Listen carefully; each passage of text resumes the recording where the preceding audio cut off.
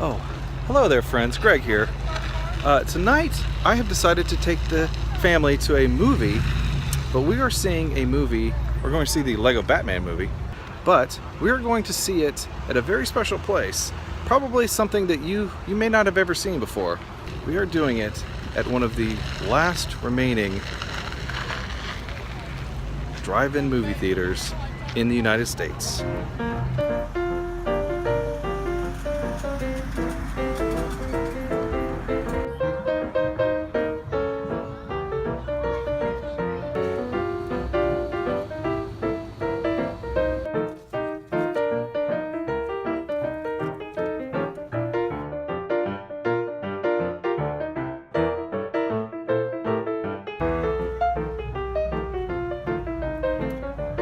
At their peak in the 50s and 60s, drive-in movie theaters numbered about 4,000.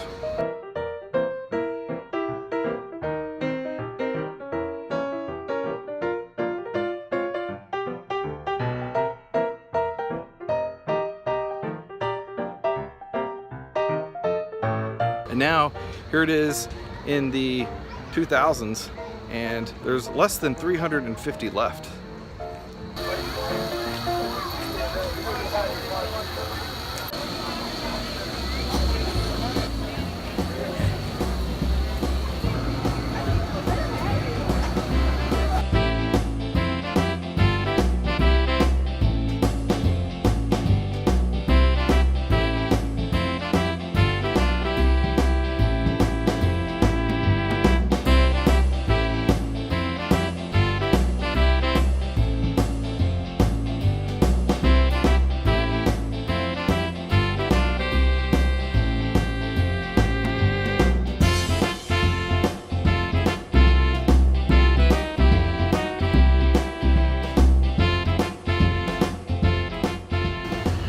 So, why did they fail, you might ask? Well, there were a number of factors in that.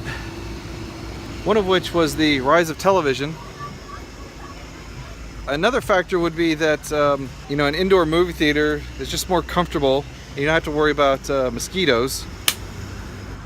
Also, drive-ins were getting a lot of bad press, mostly because, there's stories about kids making out in their cars and things like that.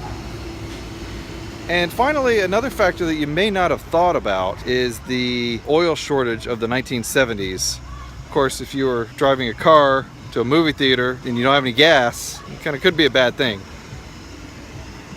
So it was all of these factors that contributed to the demise of the drive-in.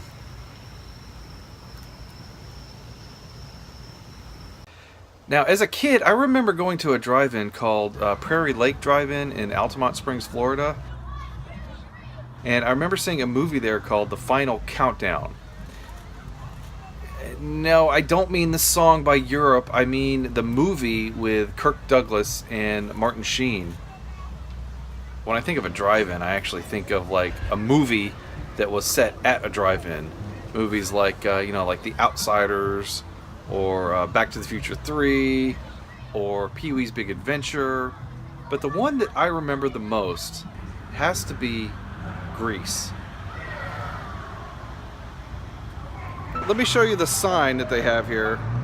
It's totally glowing all over my face right now. It's the only light that I have out here. It's totally dark, so let me turn around. I'll show you the sign.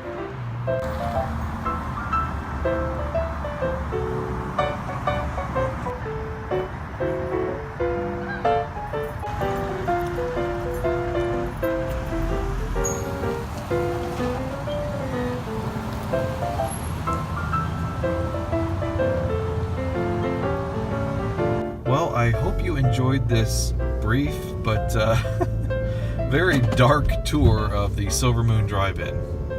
And I really appreciate your watching my videos. Have a good night, everybody.